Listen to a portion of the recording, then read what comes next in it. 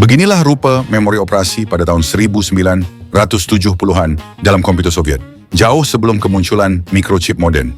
Ini ialah memori ferrit. Setiap cincin ferrit kecil yang Anda lihat mewakili satu bit maklumat. Arah pemagnetan toroid menentukan sama ada ia menyimpan sifar atau satu. Plat ini hanyalah satu lapisan memori. Biasanya, lapisan-lapisan ini disusun bertingkat membentuk blok berbilang lapisan, sering dipanggil kubus memori ferrit. Setiap lapisan bertanggung jawab untuk satu bit dalam satu perkataan mesin. Matriks 64 kali 64 cincin ialah 4066 bit atau 512 byte data. Saiz plat ini kira-kira 14 kali 14 cm. Memori ferrit digunakan sebagai memori operasi. Pemproses membaca dan menulis data serta program terus ke dalamnya semasa beroperasi. Pada masa yang sama, ia adalah memori tidak meruap. Tidak seperti RAM moden, di mana data hilang apabila kuasa dimatikan. Maklumat di sini kekal walaupun bekalan elektrik terputus sepenuhnya. Ini kerana bit tidak disimpan sebagai cas elektrik, tetapi sebagai keadaan magnet dalam ferrit. Proses penulisan sangat jelas dari sudut pandang fizik. Pemproses memilih baris dan lajur yang diperlukan, menghantar arus melalui wayar yang melalui toroid, dan pada titik persilangan, medan magnet gabungan memagnetkan semula cincin, menulis sifar atau satu.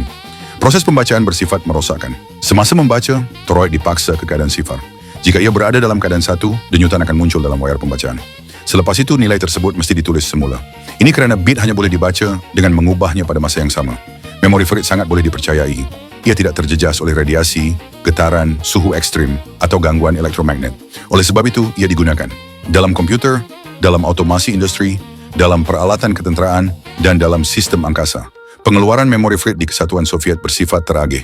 Ia dibangunkan dan dihasilkan di Moskow, Leningrad, Saratov, Penza, dan pusat saintifik, serta perindustrian lain. Setiap cincin ferrit dijahit secara manual dengan ketepatan tinggi, seringkali di bawah mikroskop. Ini adalah kaedah yang perlahan dan mahal, tetapi sangat boleh dipercayai untuk penyimpanan data. Memori ferrit digunakan secara meluas di Soviet Union dalam pelbagai bidang yang memerlukan komputer yang stabil dan tahan gangguan, terutamanya dalam mesin pengkomputeran, komputer besar dan kecil. Ferrit digunakan sebagai memori utama kerana ia mengekalkan data walaupun kuasa dimatikan. Ia juga digunakan secara aktif dalam otomasi industri, dalam sistem pengiraan, kompleks pengukuran, sistem kawalan pengeluaran, dan peralatan saintifik. Secara berasingan, teknologi angkasa perlu disebut. Memori ferrit digunakan dalam komputer, atas kapal satelit dan kapal angkasa, kerana ia tahan terhadap radiasi, getaran, dan perubahan suhu.